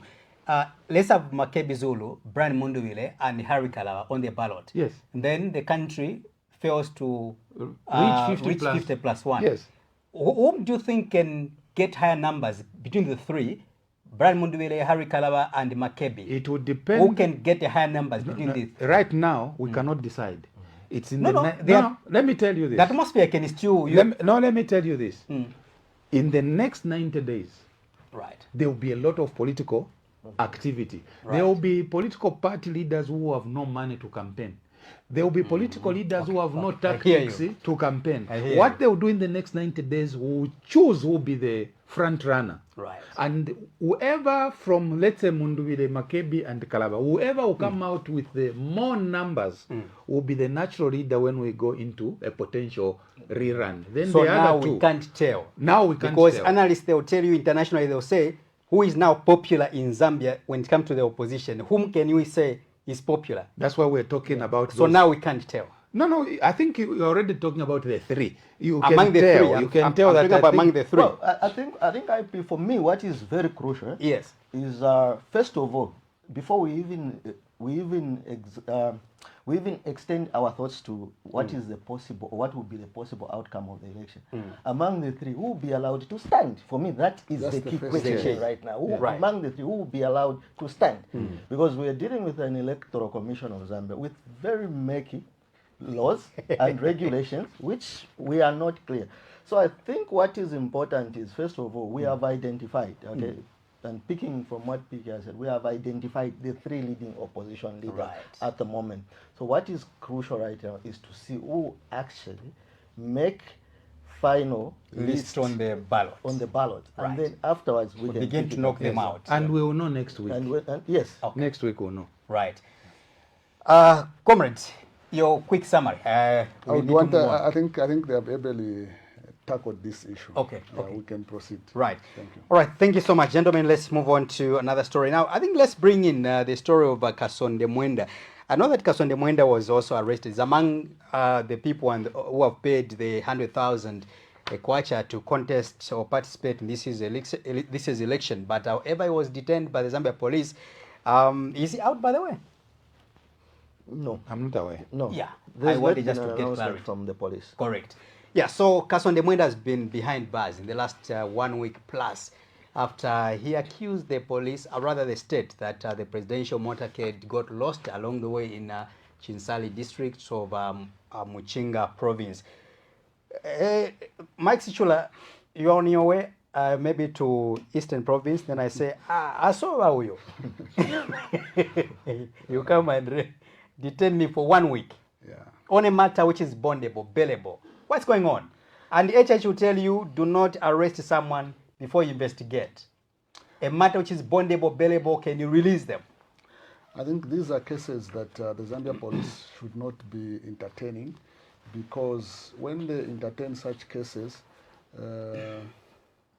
they are putting a dent on Zambia to the outside world, because people are asking to say, actually, let me say, the period we're in is an electoral period where Mr. Kasonde Mwenda, because he was detained for saying the presidential motorcade got lost, he missed an opportunity to present his supporters, because he's the main man there. So members of these political parties could not manage to mobilize. So the police should not be doing such things during this period. Imagine someone for just saying the presidential motorcade got lost. and we have the president is governing. The president is back. Nobody said no lost but found. We have him. So it is something that the police should have said. I think Mr. Kasonde Mwenda was probably politicking. A mere caution could have been better, but keeping him in cells for more than 7 days is actually putting a dent on Zambia to the outside world. These are stories that the outside world pick up and say in Zambia a politician was detained for 7 days for saying that the presidential motorcade got lost. So we don't need to have such issues, because these issues at some point they are going to come back to Zambia, because people are going to say, I think the political environment in Zambia is not conducive, because you can be arrested for saying that the presidential motorcade got lost. So I think the police there misconducted themselves, even if there's a specific case they want to slap on Mr. Mwenda.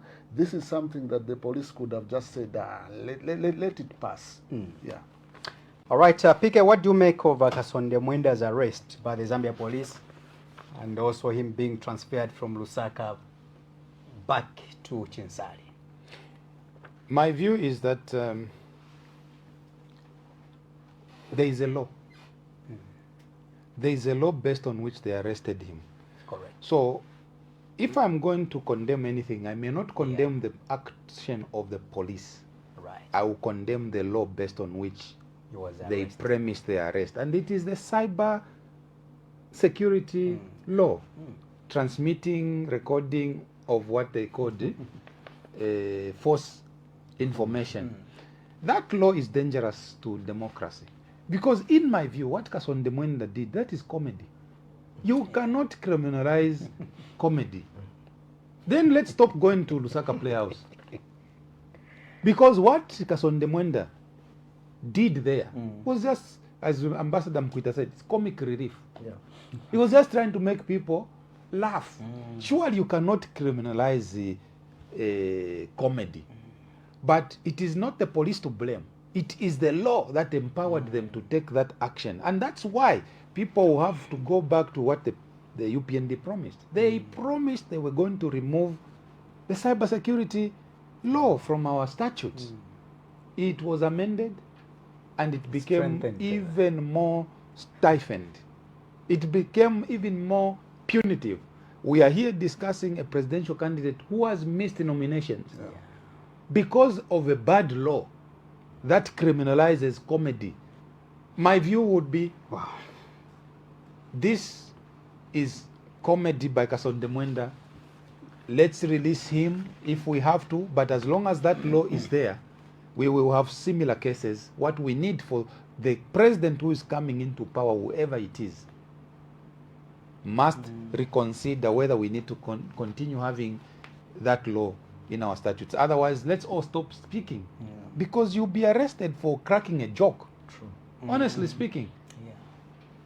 Yeah, and also, as a society, we must be conscious of how we treat the weakest members. Okay, when you look at the political scenario right now, Kasonde Mwenda would be considered one of the weakest opposition political parties. So, are we going to be cowed into silence because Kasonde Mwenda is not as important as other opposition political parties? Okay, over a very flimsy law. Okay. So, if we are going to keep quiet and watch what is happening to Kasonde Mwenda being incarcerated, detained in prison for a case that is bondable, that is bailable, which I can even assure you here that the police will not be able to prosecute that case because there's no serious case. I agree with you. Okay, and then you get a guy who is transported to Chinsali. What was the logic of transporting? Because that's where the the crime happened. No, it happened. It happened on his phone. I know, but where was the presidential motorcade? It was in Chinsali. But Kasonde was here. So they went there to do what? Kasonde was here. So why have they taken him to Chinsali? So he can show them where they got lost. But did he go to Chinsali? Why not use his phone? And if I'm not mistaken, the footage Kasonde Mwenda was commenting on was on Facebook. I think it was on the your presidential. Yes, So yes. it basically lifted something that was in public domain Yeah. and made comedy out of it, and then they get arrested. So for me, I think I call upon the Law Association of Zambia. I call upon all progressive citizens, the human rights. I don't know where the Human Rights Commission is, because you've got, I mean, you've got a guy who is part of the electoral process. Is among the candidates. Is among the players. Who is going to be technically knocked out because he has been detained over an offense that is bailable, that is bondable. So you've literally taken away the rights of a citizen by using a very bad law. Okay, you are taking away his rights when there are options of avoiding such an act of taking away his rights. Arrest him, place him on police bond, allow the guy to go and participate in the electoral process. So now, if we say that the government is using the laws to silence or to disadvantage opponents, because whether you like it or not, Kasonde Mwenda is an opponent. Okay, and also the other danger is that what happened to Kasonde Mwenda, what will stop that from happening to Harikala? What will stop the government from arresting another Mundubile and press him in a position where they will not give him bond or bail? And as a result of that decision, he will be disadvantaged and removed from the electoral race. What is going to prevent Makebi from being subjected to the same bad law and the same treatment and be disadvantaged? So when you look at what is happening to Kasonde Mwenda right now, it's a threat to democracy. It looks insignificant. It looks inconsequential because it's Kasonde Mwenda. But when you look at the broader picture, everyone is a potential victim of the position that Kasonde Mwenda finds himself in. Because of a bad law. You can be smoked out of the ballot and be locked up. Yes, and like the Uganda, I think there's a famous saying in Uganda that when you see your friend's beard on fire, put water on yours. Don't go and put. That's an African proverb. So I would urge the opposition political parties, those that think Kasonde Mwenda, it's okay, it's just Kasonde. And they are very quiet. They are very quiet. While we talk about unit of the opposition, Kasonde Mwenda has been behind bars for 1 week plus. And I haven't heard any opposition figure speak for no press Kasonde briefing, Mwenda. no press statement, no nothing. demand. No. Wow. Because look, the opposition unique. even have an option. I'm not a lawyer, but there is that. PK, you can guide me. There is that. Is it habeas corpus? Yes. They could apply for him. They could have applied that for him to have the guy out. Who has visited him there? Who has visited him? And most important, when you remove politics, Kasonde Mwenda is a human being. Correct. He's a Zambian. He's a Zambian. So we should be worried about what is happening to him. We should not keep quiet because he's insignificant or it's politics. What is happening to him, it's a human right abuse, and it should not be allowed to happen. Interesting. Let's look at some of the activity, the highlights that characterized during the nomination, the pre-processing of nominations, presidential nominations, of course, last week. We did see some presidential candidates, of course, failing to, mobilize some members, some supporters to go and authenticate their presidential candidature in that regards. We've seen also Kitonga, one of the quite talkative man, appealing to the Zambian people to donate some cash because according to him, he feels that he's now financially constrained to proceed with the nomination, so he's looking for the monies. But also, Mundubile will come back because he has now jumped out of the FDD, going to the National Restoration Party for Unity and Prosperity. Yes, prosperity. All that drama. We'll share a minute, each one of us. Comrade Max Chula, what do you pick from there? I think in future, maybe... Just a minute as we go. This requirement by the Electoral Commission of Zambia for you to provide 100 supporters, it may be it's fulfilling the objective to know if someone is popular across the country, but the pattern at which some of the political parties are doing it, it doesn't carry that weight, because here you are, I saw some people, they have been asked to say, do you know the president of the political party you represent? People didn't know about who the president is. So what people also did was that it was more using drunkard people who can be deemed to be drunkards. So it was also one and way. When you send a drunkard to endorse you, to vote for you, what happens? So I think maybe in future we may, if the country can have a consensus on this matter, to say those 100 people that come to back you before, let's say we consider those to be actual votes. Members. And because they are members, so we consider those to be actual votes, like pre-voting, whereby after that presentation is done, you are guaranteed of 1,000 people backing you, because it is serving the purpose. Yes, people are saying no, people know me across the country, but the people that are backing you, some of them do not know.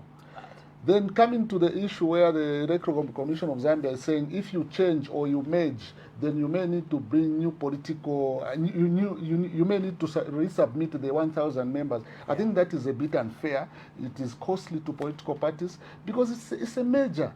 So meaning, if I went there as Mike Sichula, then I decide to merge with you IP, meaning those members are guaranteed, they are our members. So I don't think there should be need for political parties to be told to resubmit those 1,000 members. I think the ECZ needs to look at this issue to say, I think, okay, you submitted already, unless I'm merging with someone who did not submit. But if I submitted and you also submitted, I don't think there's need to say, can you resubmit new members? It is a cost to political parties, and it is also a waste of time. Right. Pika, your quick bite over this? My quick bite on this is I am totally against having so many political parties and so many political players. And Mike Stula, sorry to disappoint you, we need to up the 100 members actually. Thank you, PK, for speaking we on need my to behalf. I was about to also say the same. We need to increase the members to 2,000 actually. To maybe to 1,000 per province. Okay. Correct. Okay, so that it should be 10,000. Yes. Because if you can't even get 10,000 votes, then what are you doing in the race? Yeah. Then that's where Article 60 of the Zambian Constitution comes in. Yes. Your political party should be of national character. Yes. Okay. And then secondly, the issue of how much people are failing to raise. Those who have failed to meet the pre-processing, it's not just about meeting 100 people. Others also couldn't raise the 100,000. Yes. For us to know who is serious, maybe we need to raise also this one to maybe 300,000 or 500,000. Because honestly speaking, let there be quality in who we want to lead us. If you cannot raise even 100,000 for your own nomination and you're asking people to donate, how are you going to campaign? How will you go to Kaputa, to Chiengi and all of these places, to Kwamugubudu and all? It shows lack of seriousness. So we need, as a nation, honestly speaking, whoever is going to be president, these are some of the things we need to clean up. Let's clean up, you know. Right. It's such a mess and very, very unnecessary. And on the issue of Honorable Blano Mundubile being told that he may have to resubmit, it's unfair, as Mike said. And also, the ECZ should not be relying on subsidiary legislation. Article 100 tells us who qualifies and how they qualify. And if this person previously processed, and the party structure that supported him is part of the alliance, you cannot ask him to do the same thing when you know the window for that. You know that those are the technicalities. The window is closing. The window has closed for that. What you need now is him to be submitting his presidential nomination paper. So you're asking him to do two things at the same time. Are those not technicalities? So what my colleague here said, to say by next week we will know who will be on the ballot. These are some of the issues that are giving people sleepless nights. Honestly speaking, this is a straightforward issue. If FDD had the Mingalato signs in it, the gentleman has come out And he says, let me show you that I'm a genius. I produce another party. Why are you introducing other requirements? Interesting. Yeah, so when you look at the nature of rules, okay, for any competition that is credible or that is worth its salt, it needs to have rules that are very easy to understand and clear. Correct. What you see in the 2026 election is the emergence of laws that can only be interpreted by the Electoral Commission of Zambia, and which is very unfortunate. Which is very unfortunate. Okay, so I watched a clip from Parliament, I think about 2 weeks ago, where the Minister of Agriculture was trying to defend a position of the electoral law, and he defended it so aggressively that at some point I thought he was a representative of the electoral. You thought he was the Minister of Justice? Not even the he was not the Minister of Justice official, and he was so passionate about what they wanted to cure because of the laws that were being changed. So now you realize that there is a problem here. Okay, you realize, so you've got laws that are kind of crafted in favor of the ruling party and given to the Electoral Commission of Zambia to interpret. So for me, that worries me. It brings back to the issue we're discussing of asking political parties who change to bring new members, increase number of members and everything. So I think the credibility of this election is in serious doubt, in my view, based on the laws that we are having. So this new political party, platform or new political vehicle that Honorable Mundubile wants to use, okay, I will not be surprised if on Tuesday somebody will emerge from that political party as a vested interest as an individual, and will go to court and he will be entertained and probably get some sort of a funny or bizarre decision that will again might hurt. I'm not saying this will happen. These are my personal fears. So for a country that has held not less than 7-8 general elections in the last 30 years or so, I don't think we should be having serious debate about the electoral rules. Those should have been defined. Interesting. Gentlemen, we have to go. But what's going on in the nomination process in the country? We've seen a lot of delays coming from the ruling party itself. Seem to be dragging in announcing the aspiring candidates. Also, the opposition, they seem to be a bit seemingly stuck. What's causing the delay? Quickly, Mike, maybe. Okay, I think the delay has been caused by the selection process. For instance, under the UPND, I saw a post that they had more than 1,700 against 226 seats. So you can see there. So the problem is that the UPND, they want to find the best candidates, but they're having a challenge because when you look at the primaries that they had in most of the constituencies, most of their big guns were falling short, others coming number 3, others. So now you want to have a balance. And remember, they also got PF members to sit whom they thought they could adopt. So now when this delay has been caused by the headache to pick the person who is going to resonate well with the ground and also meet their political ambitions and also satisfy the people that they said, can you support us in parliament, we are going to adopt you. Then on the opposition political parties, the delay has also been caused because they also want to get some people who may not be who may not be adopted under the UPND, but they are popular and put them on their bandwagon. So this is what is causing. What of their own members? They don't have their own members, but their certificates have been confiscated. That is a dilemma, especially on the UPND, and also the same because it is also going to affect other opposition political parties because the time frame, when you look at the roadmap of the ECZ, it may not allow. Today you are told you have not been adopted, then you come to political for PK to say, can you? Now that process for you to get the certification from the UPND is not there. And I also see a situation where some of those that may be denied adoption, I see some of them taking the UPND to court over this. Oh, wow. PK. My take on this, first of all, as Chiwoyu said, electoral rules must be predictable. How many years since we became a multi-party state? From We're talking about 61 now. No, 91. 40, over 40. Close to 40. Yes. Our electoral rules must be predictable. When the Electoral Commission of Zambia published that roadmap, I never expected that they will come back and say, we are changing this date now to accommodate the lack of preparedness of candidates. Already. And PK there, sorry to cut you, the delay was caused by the governing party. I don't think if PF or RP went to the ECZ to say, no, give us more time, the ECZ was going to entertain that. So that's what I'm saying. Yeah. When people say we need... Let's take out the cut here. We need... wait a minute.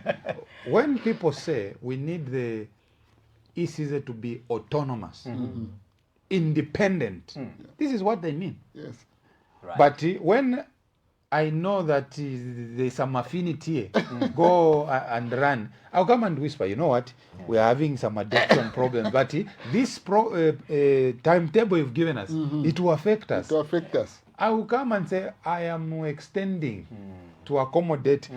Because honestly speaking, we are being flexible. The ECZ has no business to accommodate the unpreparedness of political players. Because why? The ECZ did its job. It's time bound. And produced a timetable.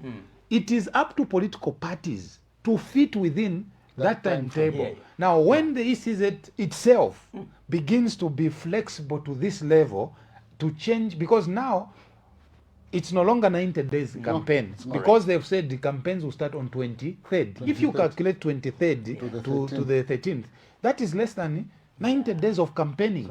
So already there is a problem there. Here is my suggestion to the opposition. You may not have agreed on who should be a presidential candidate.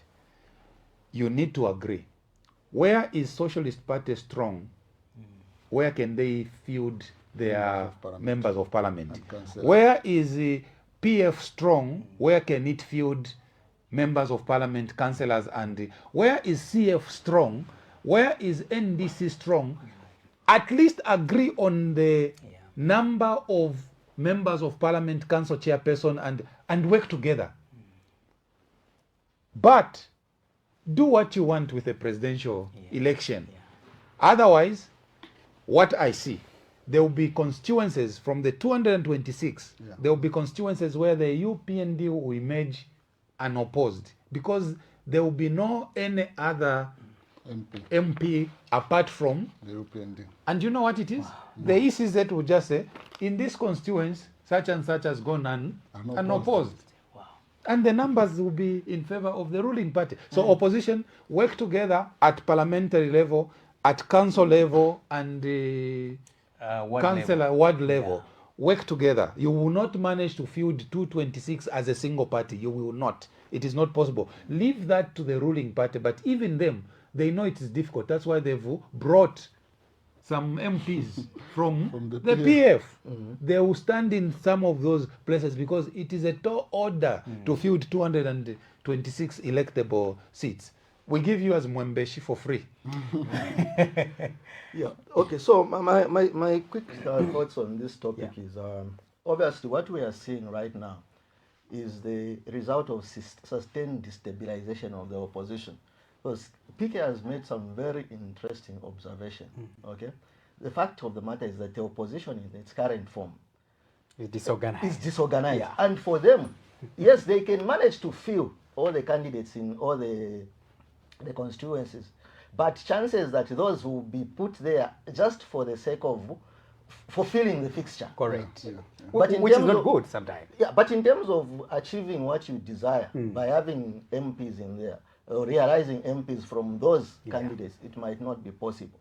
Okay, so I would not belabor on the point of why the opposition need to be strategic in the way they approach this election. Right. But again, you look at and by the way, I just a quick one. You know, when I saw the president swearing in members of the Electoral Commission, you know, it left me thinking, why should the president swear in the members of the Electoral Commission? because it's supposed to be the Independent Electoral Commission of Zambia. And the president is a candidate in this election. Okay? So why should we have a law where the referee... A few days. But that's how it has been. Yeah, but why haven't we... I'm just trying to invoke some thought around it. Why have we allowed that to happen? Priorities. That's why I'm saying the 77 laws, that was not one of them. Okay? Yeah. Okay. So I think we need to have a serious reflection around that. Then second, on the UPND, you see, the UPND had focused so much on destabilizing the opposition at the expense of entrenching internal democracy. Right now, this adoption process has put the UPND in a serious civil war. Quagmire. There's a war internally there. Wow. Okay? And trust me, this adoption process, if we had a serious and strong opposition, this adoption process was going to send the UPND to its grave. I hear you. It was going, this civil war you see in the UPND was going to send it to its grave. I don't know how they are going to... Of course, it's loosely. You're using civil wars loosely. Oh, yeah. Sorry for that. we are on TV. You are on TV, so be very careful so what you say. No, let me actually remove civil war. Let me replace it with the... internal power struggle. Internal power struggle. Yeah, I think I'll use... So the UPND faces an internal power struggle that is as a result of not having internalized democracy. Look at the machinations, the attempts they have made. They came on, they used social media to search for candidates.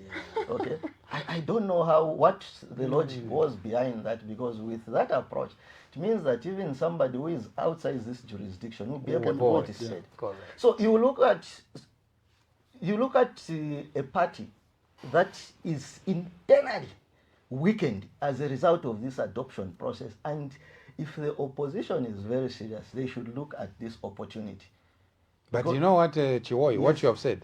The UPND saw that they will be in trouble. Yes. And therefore, that's why there has been this thing, when you want to contest, you take your adoption, your papers. Your credentials. They get, because you know that if we don't adopt this one is strong, you will go to PF, you will go to CF, you will go to Stonse. So they... And unfortunately, this is disenfranchising. I don't think it's the Human Rights Commission you talked about. I mean, if I want to contest and my party takes away my grade 12 and my NRC, those are my personal properties. Correct. Have my rights been violated or not? In the name of politics, people should be quiet? I don't know. And how can educated men and women within the UPND, in the name of aspirants, accept such a situation? How? But what can they do? What can they do? They want adoptions. They are desperate for adoptions, because today we have got people who were campaigning. So you'd rather bury your education, your and everything, and say, okay, get my credentials, because I want to be adopted. Yes. It's okay? They want to be adopted, that's all. Wow. That's why if you have a few people with a spine like a smarter, says, I'm a councillor, former, but I'm no longer. In fact, he has resigned from the party. Yes. Not just saying he will not recontest. He has left the party. It speaks a lot of volumes. And actually, there's also someone should be in Rwampa. She's popular. She's contesting for the council chairperson. One of the districts in Western Province. She's popular, and the party approached her. But when she heard that she needed to submit her credentials, she refused. Said it's better I go independent. The same issue is happening in Zambezi Central, the newly delimited constituency. There's a popular candidate there. The UPND wanted to bring that candidate, but the grassroots said, no, don't give them your credentials. If it means you going independent, we are going to vote for you as an independent. And this person has withheld his credentials because he's a popular candidate, and the UPND knew that he's popular. But the idea of saying, bring your credentials, it is the community who told him no.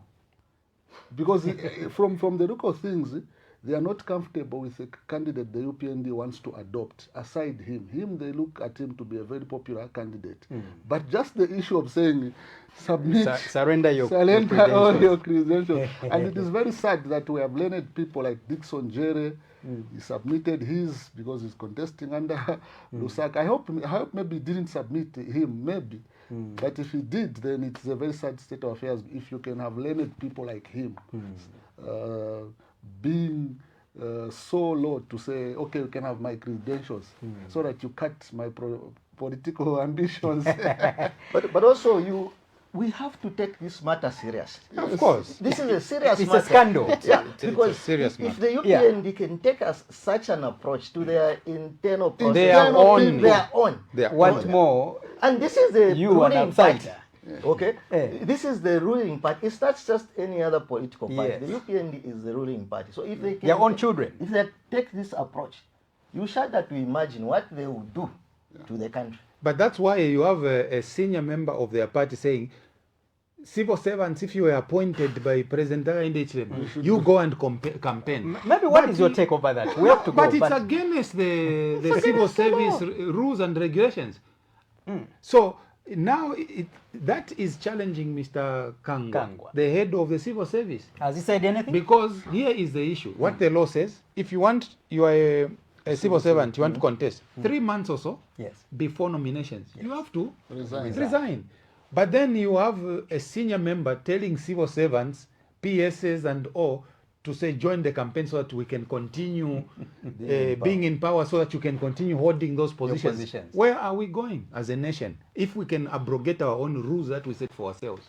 It's not right that politics should be at the center of everything we do. Where is our ubuntu, our normalcy, our patriotism and everything? It is not right, and I totally condemn that. Who was your best or worst minister in the cabinet of HH in the last 5 years? PK, if I can put you on the spot. Who was what? Your best or worst performing minister in the last cabinet? I will remain silent. Okay. Comrade? Well, it's a very good question. I wouldn't really try to categorize who was the best and who was the worst. I would look at it a bit slightly different.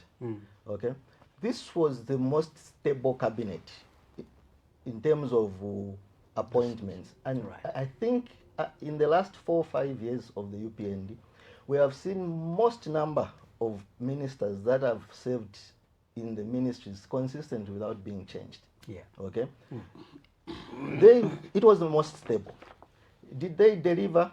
I don't know. Right. Why were not they why were they not substituted? I don't know. Okay.